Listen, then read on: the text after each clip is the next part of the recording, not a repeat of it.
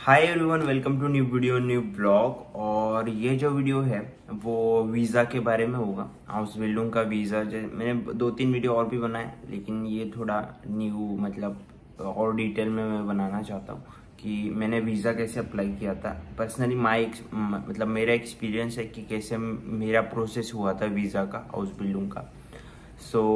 जब मेरा कॉन्ट्रैक्ट आया कि हाउस बिल्डिंग के लिए, जो फेरत्राग बोलते हैं जर्मनी में, जब मेरा कॉन्ट्रैक्ट आया तब फिर जो मेक इट इन जर्मनी आने में बहुत टाइम लग गया था मुझे।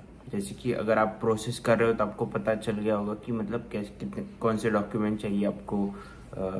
जैसे कॉन्ट्रैक्ट आता है, मेक इट इन जर्मनी आता है, आपका सीवी, आपका मोटिवेशन लेटर और बाकी के जो एक ट्रैवल इंश्योरेंस लगता है आपको। ये सब चीज़ें आपको चाहिए होती है।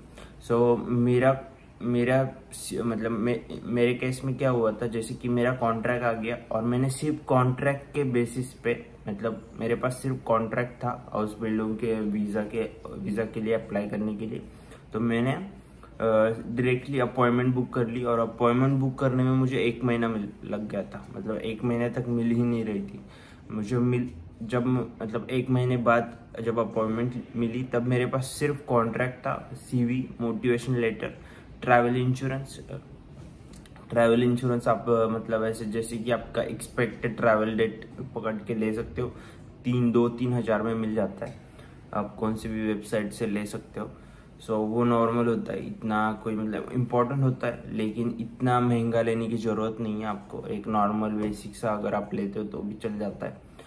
तो वो लगता है आपको। और एक होता है कि नेशनल वीज़ा का फॉर्म होता है, जर्मन नेशनल वीज़ा का फॉर्म होता है, वो आपको अच्छे से फुलफिल करना होता है।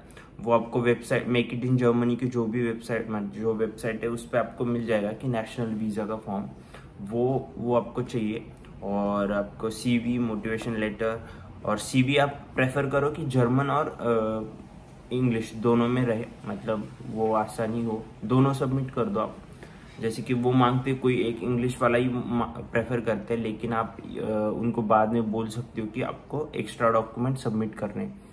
तो जो लिस्ट रहती है वीज़ा की, उसमें आप आपके जो डॉक्यूमेंट्स, जैसे कि मेक इट इन जर्मनी, फिर आपका कॉन्ट्रैक्ट, नेशनल वीज़ा का फॉर्म, ट्रैवल जो इंश्योरेंस है आपका वो, और आपके जो पर्सनल डॉक्यूमेंट्स है जैसे कि आपके सर्टिफिकेट्स हो गए, या फिर आपका रिजल्ट 12th का रिजल्ट। अगर आपने बैचलर करी है तो आपको, अगर आपने बैचलर के ऊपर अप्लाई किया है तो बैचलर का जो रिजल्ट है वो, ये सब चीज़ें आपको सबमिट करनी होती है।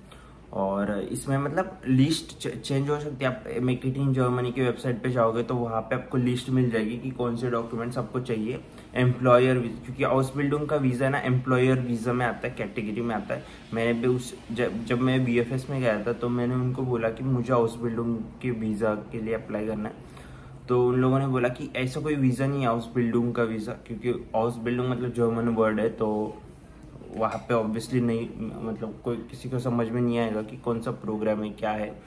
ट्रेनिंग का अगर बोलोगे तो ट्रेनिंग का वीज़ा अलग है, उसमें आपको थोड़ा अमाउंट आपको बैंक अकाउंट में दिखाना होता है, वो सब चीज़ें होती है, तो वो अलग डॉक्यूमेंट है। लेकिन अगर आप हाउस बिल्डिंग के लिए वीज़ा के लिए अप्लाई करना चाहते हो तो आप एम्प्लॉयर वीज़ा की कैटेगरी में अप्लाई करते हो, और उसके जो डॉक्यूमेंट्स है वही आपको सबमिट करने हैं, जैसे मैंने किया था। तो मैंने जब सबमिट किया तब मेरे पास मेक इट इन जर्मनी का फॉर्म नहीं था, मैंने सिर्फ कॉन्ट्रैक्ट और बाकी के जो मैंने डॉक्यूमेंट्स आपको बताए वो सबमिट करे थे। B1 का सर्टिफिकेट, यस ऑब्वियसली मैंने उस लिस्ट में नहीं है, लेकिन आपको एक्स्ट्रा डॉक्यूमेंट्स में आप सबमिट कर सकते हो कि आपको देना है करके। और मेरे पास 12th के जो मार्कशीट्स है वो मेरे पास डिग्री का सर्टिफिकेट भी नहीं था। मैंने CV में मेंशन करा था कि मैंने बैचलर करी है, लेकिन मेरे पास बैचलर का जो तब तक मेरा आया नहीं था, बैचलर का जो डिग्री का सर्टिफिकेट होता है वो भी नहीं था मेरे पास। सिर्फ 4 सेमिस्टर्स के रिजल्ट थे, उस बेसिस पे मैंने अप्लाई करा था।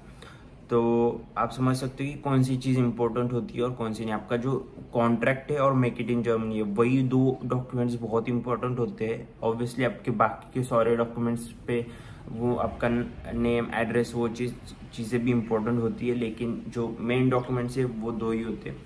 और फिर जब मैंने अप्लाई मतलब सबमिट करे, और उसके दूसरे दिन मुझे एम्प्लॉयर की तरफ से मेक इट इन जर्मनी का फॉर्म आया। मतलब कि जो मेन फॉर्म है जो आपको लगता है वो आया।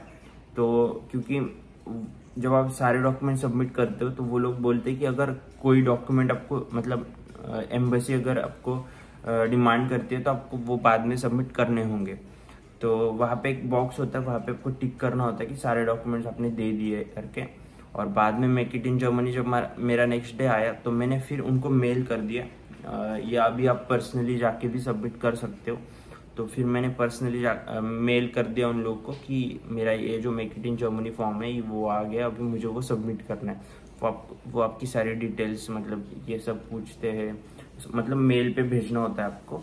और फिर वो भी सबमिट हो गया। नेक्स्ट डे मुझे मेल आ गया था कि आपका वो जो एक्स्ट्रा डॉक्यूमेंट है वो सबमिट हो गया है। और उसके मतलब सारे डॉक्यूमेंट्स फिर मैंने लिस्ट चेक करी और सारे डॉक्यूमेंट्स मेरे सबमिट हो चुके थे।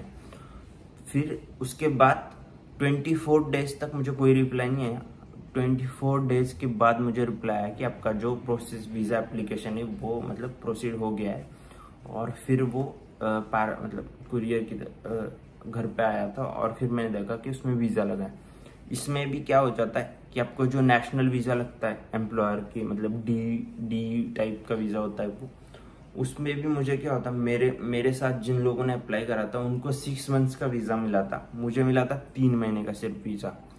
सो स्टार्टिंग में 3 महीने का आपका कॉन्ट्रैक्ट 3 साल का है, लेकिन आपको वीज़ा 3 महीना या 6 मंथ्स का ही मिलता है।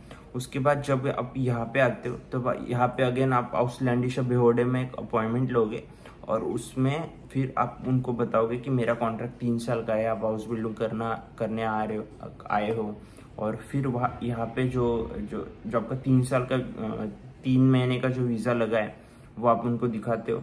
और आपको 3 महीने के अंदर ही वो अपॉइंटमेंट बुक करनी है ताकि वो एक्सटेंड हो सके। तो फिर वो आप वहाँ पे जाते हो और फिर वो लोग आपका जो मतलब 3 साल का वीज़ा लगाते हैं। और फिर आपको एक एक आउसलैंडिश बोर्ड जैसे आपको एक कार्ड मिलता है। उस कार्ड के ऊपर मतलब आपको पासपोर्ट यूज करने की जरूरत नहीं हर जगह पे, वो आप कार्ड को यूज कर सकते हो। ऑफ हैंडल बोलते हैं उसको, मतलब वो एक कार्ड का नाम है उस कार्ड का, उस पर आपकी सारी डिटेल्स लिखी होती है, आपका यहाँ का एड्रेस लिखा होता है और आपको मतलब वीज़ा कौन सा है वो चीज़ें लिखी होती है। और उस वीज़ा मतलब वो उस कार्ड के साथ पूरा आप पूरे यूरोप में घूम सकते हो, मतलब ट्रैवल कर सकते हो। और ऑब्वियसली आपको पासपोर्ट भी कैरी करना होता है अगर आप किसी और कंट्री में जा रहे हो तो उस कार्ड के साथ। लेकिन यहाँ अगर मतलब कोई पूछता है तो वो कार्ड आप दिखा सकते हो।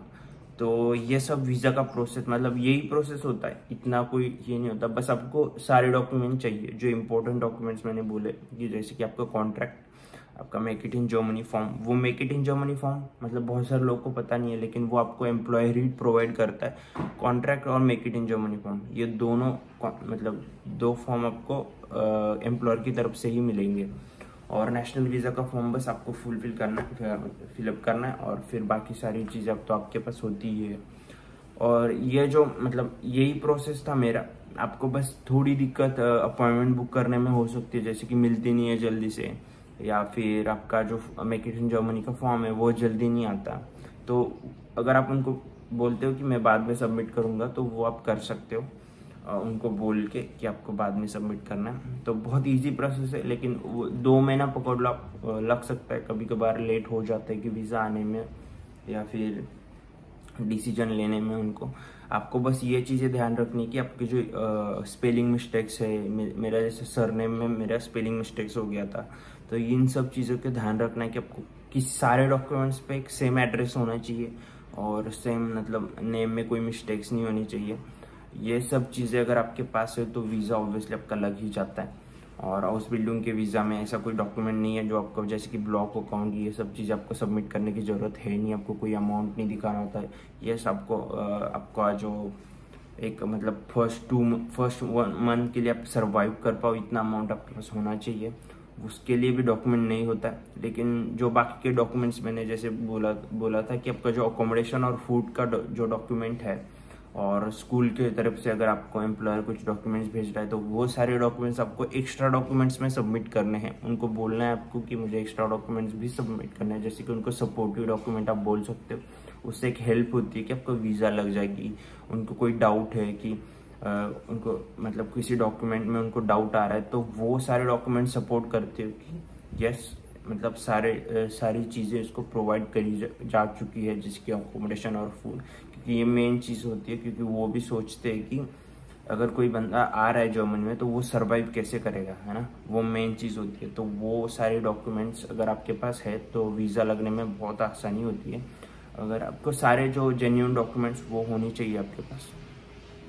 तो मेरा प्रोसेस यही था, बहुत ही सिंपल था आई थिंक, और थोड़ा टाइम लग गया था, लेकिन इतनी कोई दिक्कत नहीं आई मुझे वीज़ा लगने में।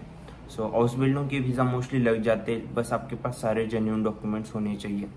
So thank you so much for watching videos. अगर आपको पसंद आ रहे तो please like it, please subscribe my channel. Thank you.